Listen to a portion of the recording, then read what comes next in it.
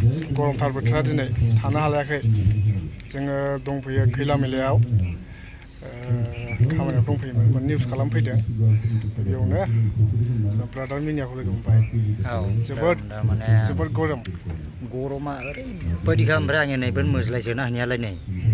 बैयाव थानाया मोज्लाया ब्रे होनायालाय ओमफ्राय बेनो माने खैला मैलायावहाय बा खैला मैलायावल' नङा जेरावबो जोङो माने ज' ज'यैहाय लोगो मोनलायो बेफोरबायदि मोनसे मिटिं दावथिंफोर जायोब्ला जों जेरावबो लोगो मोनो दा बेनो जोंनि बर' रायजो राजाफ्रा सापर्ट खालामलाय बिथांनि इउटुब चेनेलखौबो सापर्ट खालामनानै हो बिथाङाबो सानसे गोजौ लेभेलाव नोंथांमोननि अननायजों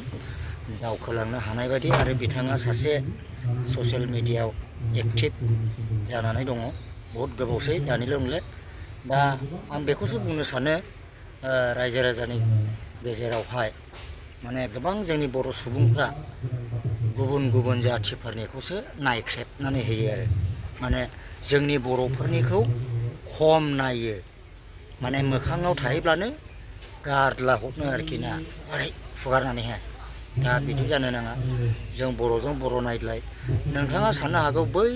गोजान जायगानि दावहाखौ नायनानै मा मोननो जोंनि जायगायावथ' जोंनि इण्डियायावथ' दावहा जायाखैना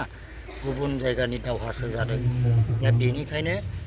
जोंनि बर' रायजो राजाफोरखौ आं बेखौनो खावलायो बिथांनि इउटुब चेनेलखौ बयबो साबस्क्राइब खालामनानै हो आरो नोंथांमोना नायनानै होब्लानो जाबाय आं भिडिअखौनो बारा बानायनाय जाया नाथाय एबार ट्राइ खालामनि र' ब्लग बिदिथ' बानायामोन सोलोंनि एबारनिफ्राय थेवबो बांद्राय गरम हिसाबै मानसिया बांद्राय सैज' खालामनो हायियाव रागाबो जोंफ्लांलायलाङो आरोना दा थेवबो बेनो सानसेखालिथ' आङो